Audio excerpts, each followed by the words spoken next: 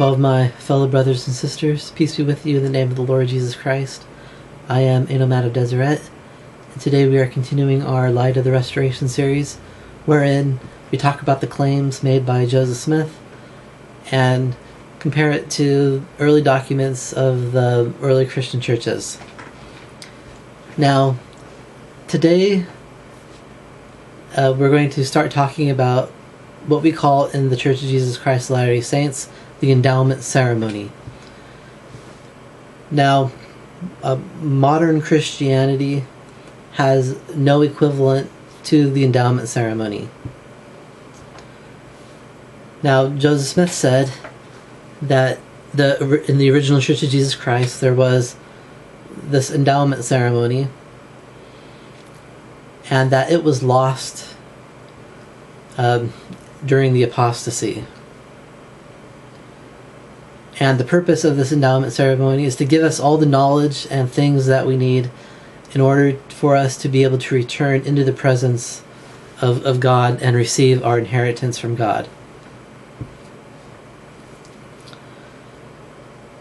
And this endowment ceremony, it contains two basic sections, which in the church we call the initiatory and the endowment. The initiatory is about special washing and anointing with water and oil. It contains the placing of a special garment on the body. It contains the giving of a sacred name. The endowment portion of the endowment ceremony, it contains the placing of special robes and the wearing of sacred clothing. It contains the receiving of a certain knowledge, including the knowledge of certain signs and tokens and key words. There is a special prayer given inside of the inside the endowment ceremony, and that is the basics of what we would call the endowment ceremony in the Church of Jesus Christ of Latter-day Saints. Now, here's the truth is, I can't fit all this knowledge in one video, so I decided to take each individual aspect of the endowment ceremony and talk about it separately.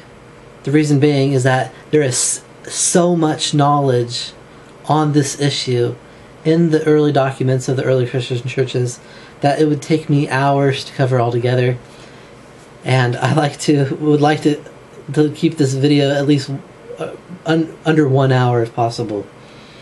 And so in order to do that, I have decided to just do each individual component and talk about it separately. Now, the reason there is no equivalent to the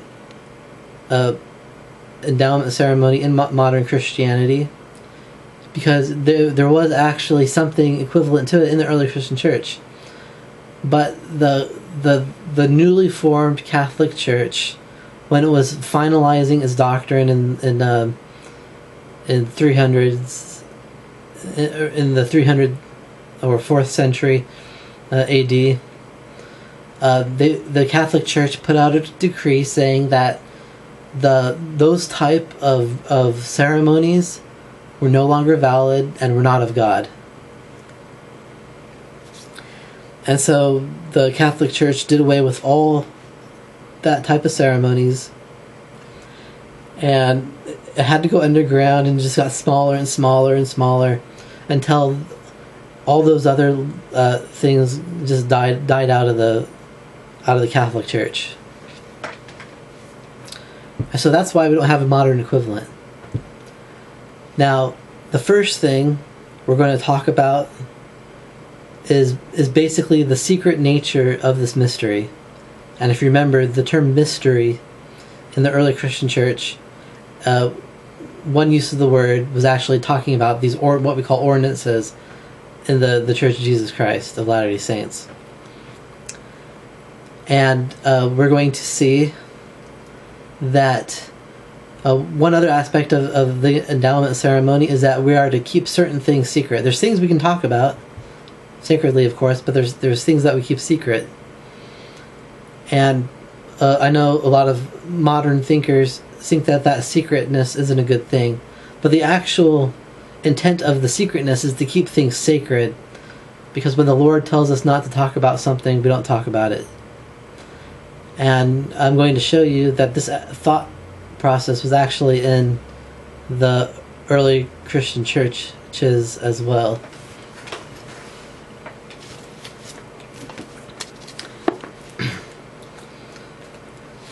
Now, the first thing that we're going to look at is a book called the first book of Jehu. The term Jehu is the Greek form of the Hebrew tetragrammaton of the name of God, or Jehovah in Hebrew, or you would say it in English, it would be the letters YHVH, or some people change the V to the W. And so the Greek Christians kind of did the same thing, and they created a tetragrammaton, basically, which was like IEOU, or as we pronounce Jehu or Jehu. It's different among the different sects of Christianity. But in this writing, the first book of Jehu, there's two books called the two books of Jehu, but and these two books are actually talking about a Gnostic version of one of these endowment ceremonies. They gave it by they called it by different names. One of the common names that the Gnostic Christians used for their endowment ceremony was the redemption, or the redemption mystery, or just the mystery. And in the first book of Jehu, before giving, or I don't remember if it was before or after, but during the process of Jesus Christ giving these mysteries to his disciples, he says, the Lord tells them, he says, "These mysteries which I shall give you, preserve and give them to no man, except he be worthy of them. Give them not to father, nor to mother, or brother, or to sister, or to kinsmen, neither for food, nor for drink, nor for womankind, neither for gold, nor for silver, nor for anything at all of this world. Preserve them and give them to no one whatsoever for the sake of the good of this whole world." And so in this statement, here we see the concept of keeping these things secret from those who are not worthy of them. And so this is the same thought that we have in the Church of Jesus Christ of Latter-day Saints, that this mystery of the endowment ceremony, it's not so much as the need to keep things secret, it's to keep it sacred and to not give them to those who are not worthy of them, because this knowledge is only for those who are worthy of it. And it says here that you don't give them to something just because they're your father or mother or brother or sister, or don't give them in exchange for goods. Like don't exchange these mysteries for food or for drink or for gold and silver or anything that is of this world.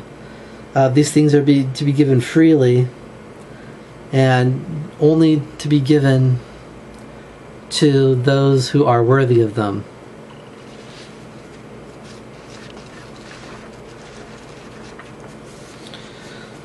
Now, there's another This is an early Christian document.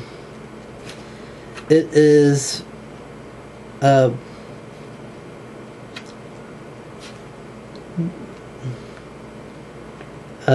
not too sure the origin of this document. It's called the Questions of Bartholomew, and it was preserved among the writings of the Vatican. So I'm going to say that it's very likely proto-Catholic.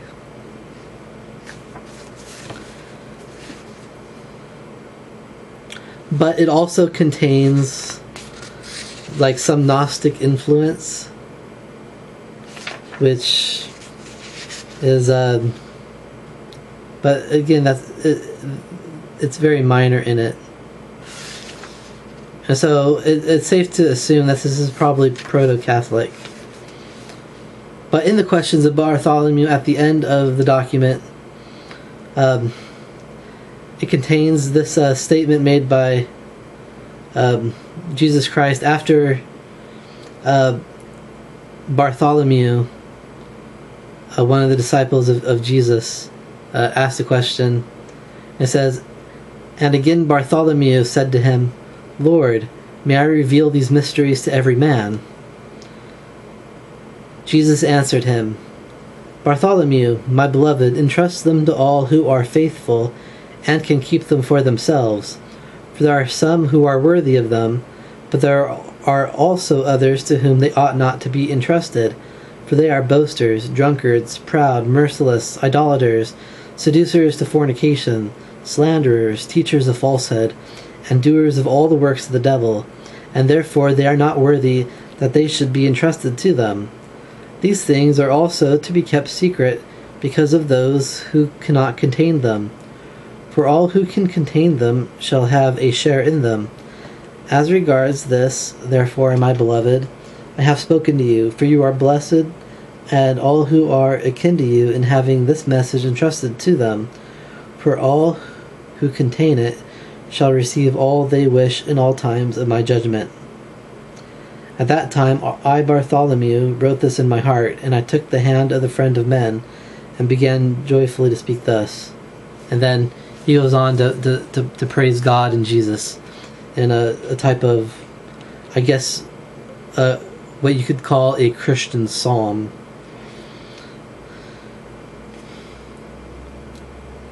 Now, again, here we see the idea that these mysteries, remember in early Christianity, the term mystery refers to the ordinances of the church. These things were to not be given to people who are not worthy of them. And he gives a list of these are of the people who are sinners, and therefore not worthy of receiving those mysteries from that Jesus Christ gave to them.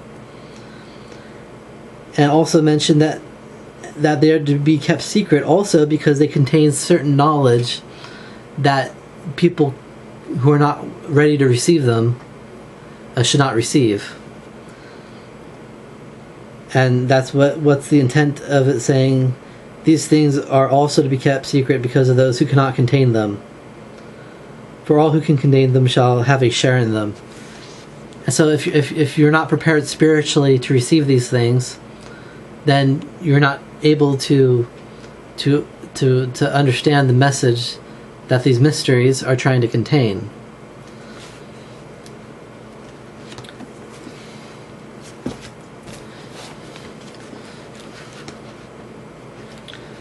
Now there's another document that is also could be called a I didn't mention this in the beginning, but part of the teaching of the Endowment is about the creation of the world and the Garden of Eden story.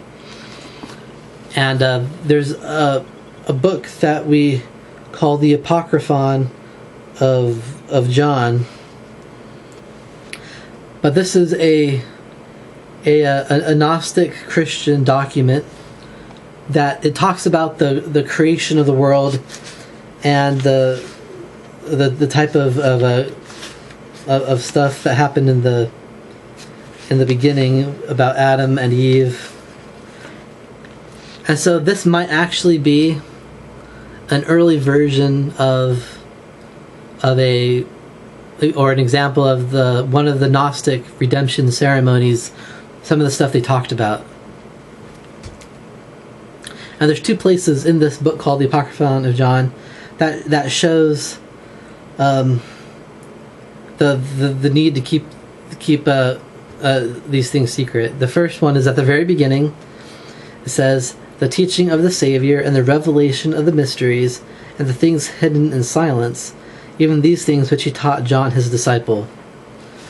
So again, this book, the Apocryphon of John, is talking about the mysteries, which are talking about the creation of the world and stuff about the Garden of Eden. Just like our endowment ceremony. Now, I'm not saying that this contains Gnostic ideas, and surely a lot of the stuff in this book is false, because the Gnostic Christians mix truth and error all the time. I'm just saying that it has the same kind of outline, where it talks about their version of the creation story and their version of what happened in the Garden of Eden. And these things, it says, these things hidden in silence, meaning that they're not supposed to be talked about openly to the world, and only those who are ready to receive it should receive it. And at the very end of the Apocryphon of John, there's the same type of idea. It says, "And I have said everything to you, that you might write them down and give them secretly to your fellow spirits, for this is the mystery of the immovable race. And the Savior presented these things to him, that he might write them down and keep them secure. And he said to him, Cursed be anyone who will exchange these things for a gift, or for food, or for drink, or for clothing, or for any other such thing. And these things were presented to him in a mystery, and immediately he disappeared from him. And he went to his fellow disciples, and related to them what the Savior had told him."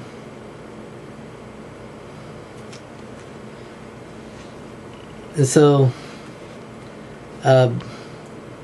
there we have the idea. Again, we're saying that this is a mystery, and these things are to be given secretly to your fellow spirits, meaning those who are part of the church. And to keep them secure, meaning, again, not to share them with those who are outside, and to keep them safe from others. And also, we're seeing the idea of not exchanging these things for any worldly item. So here, in these 3 examples, we see that there was this concept of keeping a type of mystery ordinance sacred from those who are not worthy of them, and those who are not ready to receive that knowledge, and to not give them for money or food or for anything, and that only those who are worthy to receive them should receive them. And so this shows us that Joseph Smith is correct in saying that there was an ordinance in the early church that was to be kept secret and sacred from the world. And I leave this with you in the name of Jesus Christ. Amen.